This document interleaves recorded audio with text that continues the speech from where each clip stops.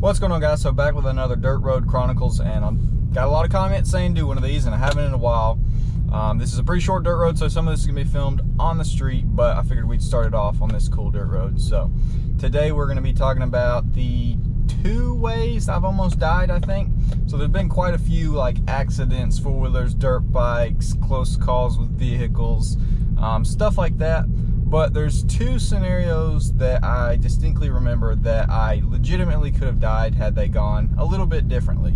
Just an old dirt road, probably old wagon road out here, middle of the boonies, connecting two little roads.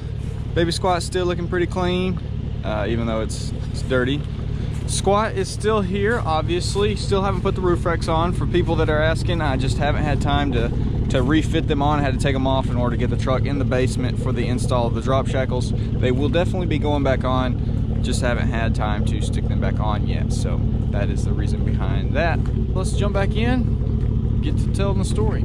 All right, guys, so I'm sure a lot of y'all were similar to myself growing up with four-wheelers, dirt bikes, and that's what kind of led me into cars and trucks. So the last utility four-wheeler I had when I was younger was one that was actually way too big for me. It was a Honda Rincon 680. It was the first year the 680 came out.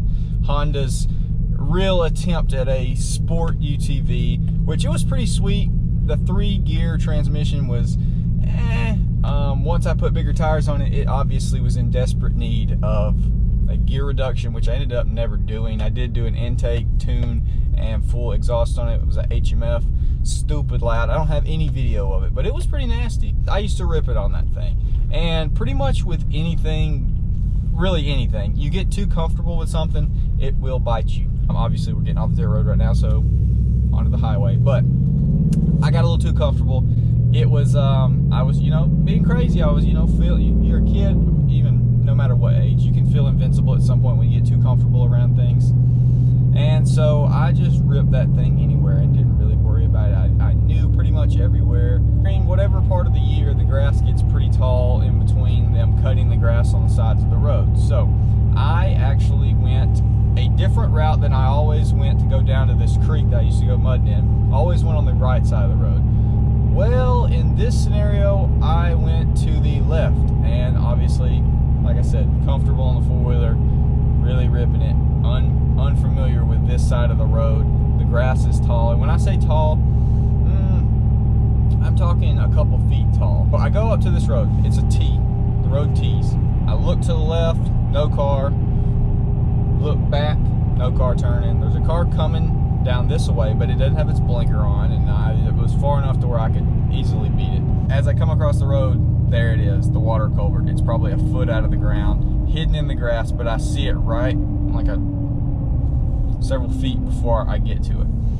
Well, there's no way that I'm stopping in time, and there's no way I'm turning it without flipping like crazy and going around it. I'm just going too fast. Thought it was a good idea to floor it. I was thinking, hey, in the split second, my mind was like, if you gun it, because the four-wheeler would pick the front end up, at least make it light, at least I'm not gonna, go like that. So that's what I did. I gunned it, and it did bring the front end up some, but it was so tall that I did hit it, and I kind of hit it with like half the four-wheeler from the front. So this is the culvert, a wall, and this is my four-wheeler. I go raise the front end up a little, kind of halfway hit it, and the four-wheeler just does like that. So it goes to kind of goes sideways. Well, it's very violent because, like I said, I was moving pretty good. It throws me off. Remember the car coming. I get thrown towards the road. I literally land right next to the road, right as this car is coming by. So if it had thrown me just a little bit farther, I would have went in the road, and there had been no way that they wouldn't have hit me, because it was so horribly perfectly timed that it was like yeet, and they came by exactly as I was like landing, which they didn't stop, which I find you are a terrible person, whoever you are. Anyways, I'm in full panic mode, obviously. It flung me so hard it lost my shoes, so that kind of tells you how violent it was. I get up, I did have a helmet on. I've always been very good about wearing a helmet because I drive stuff pretty crazy and I've wrecked a bunch of times. So I knew, you know, your head is most important. You break your arm or something, it can heal. You smash your head, it's not happening. So yes, I did have a helmet on. I get up, I got no shoes on. I can't find my shoes, or I found one of them, couldn't find the other one. So obviously I want to get out of there. I'm not supposed to be riding a four-wheeler here. I get up, four-wheeler is still on all four tires, so it did a complete flip. I don't know when it hit the ground or in the air, but my handlebars weren't messed up. So I'm assuming it did a complete flip when I hit it and landed back on the wheels and tires. It's been epic to see that. So, of course, being a good old Honda, you know, I put it in neutral, fires right up, no problem. Put it in drive, and it's doing like a wobble. It was not very happy. So I ended up driving it back to the house. Obviously, I have to go in there and tell my dad, you know, hey, I just wrecked my four-wheeler. I don't know what's all wrong with it. I'm okay. I think I'm okay. I did end up being okay. Super sore the next day, obviously, from getting flung in the air and just freaking body flopping the ground. However, the four-wheeler was not as lucky, so ended up busting two wheels, both left ones, huge dented wheels. Busted both wheels, blew the tires out. Front left A-arm was buckled. I think it tore up one axle on the front, obviously, with that A-arm.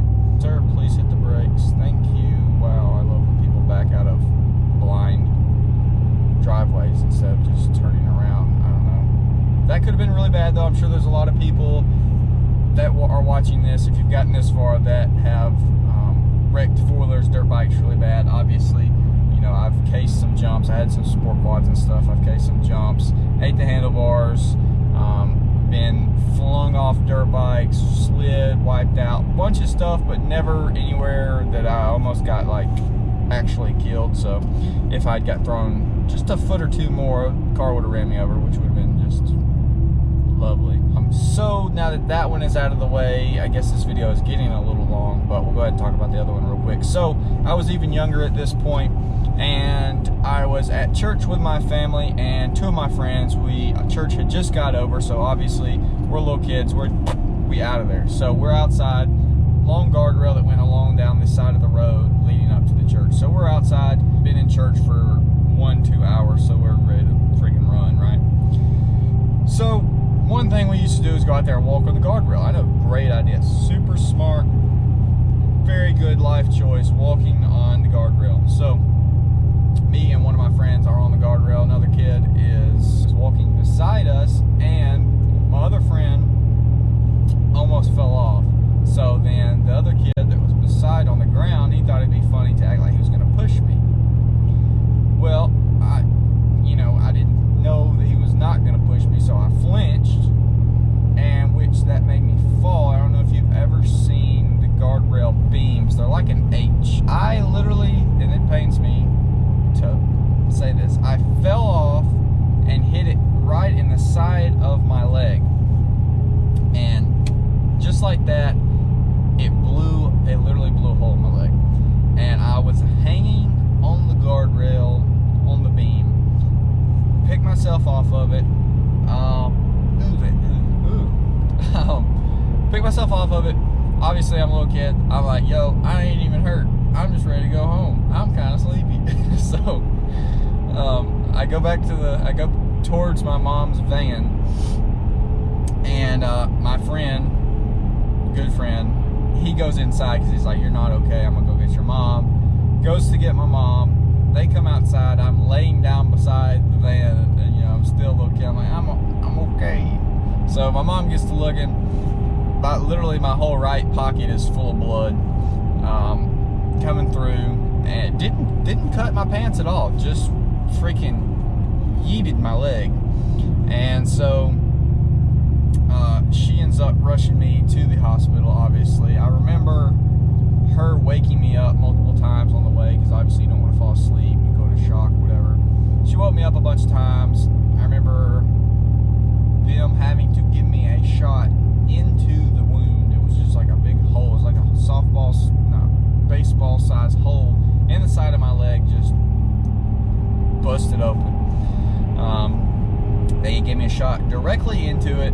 I remember my dad walking in, and he was like, "Oh my gracious." He was just completely shook. I remember him stitching me up, and that was pretty much it. I mean, honestly, it wasn't that big a deal after I got there. Yeah, I still have a very big scar. It's like a V now because they, pulled it together. Real big scar. Obviously not going to show you all that, but yeah, passed another guardrail, so that's a great time to finish it off, I guess. So nothing real, I wouldn't say real crazy, nothing like, oh my gosh, like, I don't know. I guess those were decent, but those were the 2 times that I guess I could have died, because obviously the leg thing, had I been turned a different way, being a boy, that could have been, yikes, that could have been bad. So, or hit an artery or whatever it may be. Could have been really bad, because we also were like an hour away from the hospital. Yeah, so anyways, that's my 2 stories. I've rambled on long enough. A lot of people saying Dirt Road Chronicles. This was kind of a one that was obviously still fresh on my mind. Well, I remember very well. I've got several more that are more like crazy stories rather than stuff like this, whatever, I don't know. Anyways, more to come. Figured I would do this one. 2 ways I almost died. Decent stories, I think. So, I guess with all that being said, hopefully you enjoy. I'll catch y'all in the next